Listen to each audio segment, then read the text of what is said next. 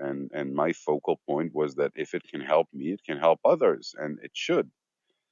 And so I took on the education front, and I've been dealing with cannabis education ever since, both on the personal level of a patient to patient and on a much bigger scale of building educational systems for cannabis companies, including all of the employees from C level down to the last employee and the cleaning lady, because everybody needs to know how to answer people's questions. Everybody needs to know how it all interacts together. And everybody needs to know that we're not miracle makers and we're not doctors.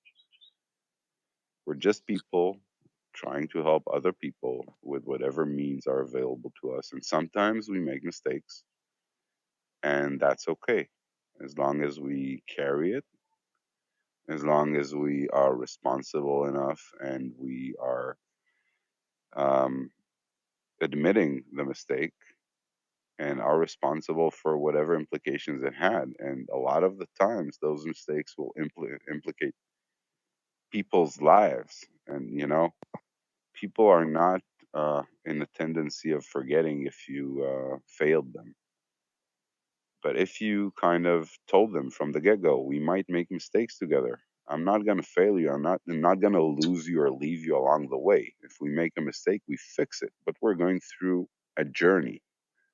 It's not one singular spot in which we met, and now I'm helping you, and from this moment on I'm letting you free and run your own business. If it's an education system, then it needs to include feedback loops and all of that. So that's where I came from, and where I got to over the years was that um, a lot of this industry is suffering from misunderstanding, not only of how cannabis works and how people can use it and how people can make the best benefits from it, and not only from the perspective of politics and how do we explain to politicians that what they're doing is just wrong, both for themselves, their constituents, and us as a general public, because of the way even the ones that are supporting cannabis right now are doing it in very, very bad ways and a very bad operating manner.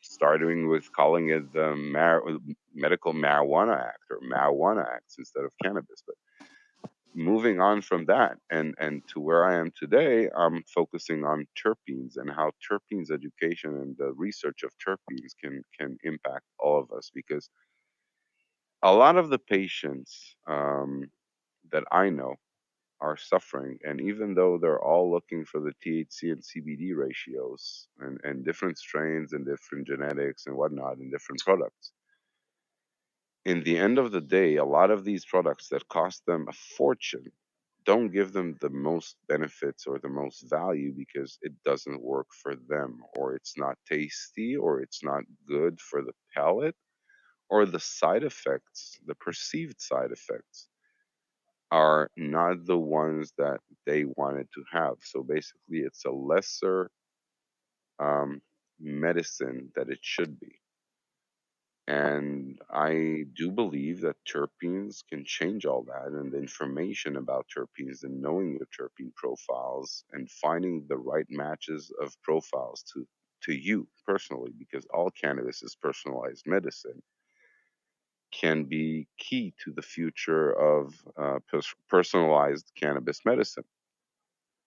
And that's where I am right now, doing a lot of research on the topic, um, experimenting with little projects of products and sub profiles, and collaborating with many other companies to produce their own formulations for them based on my knowledge and expertise and experience.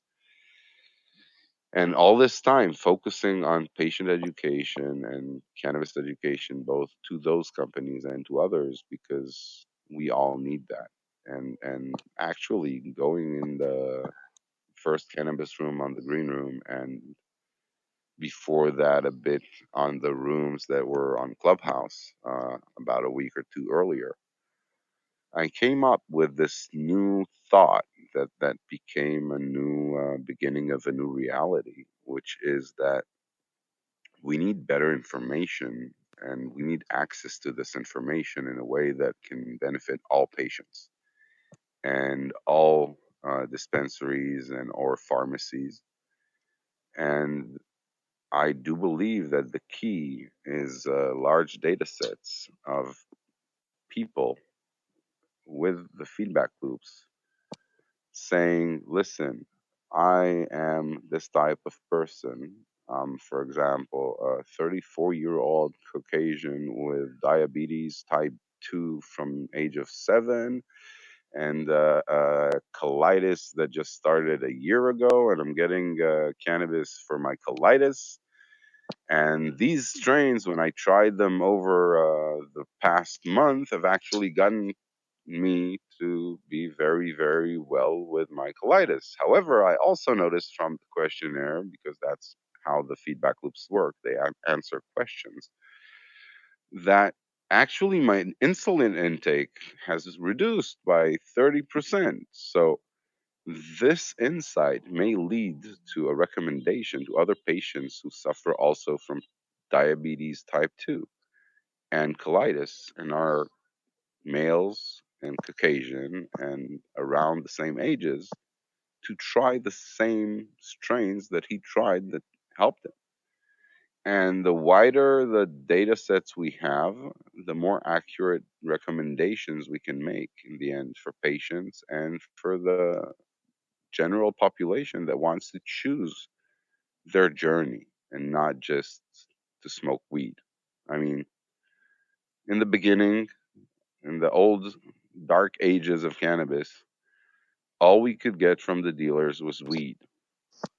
Later on, it was sativa or indica and still weed.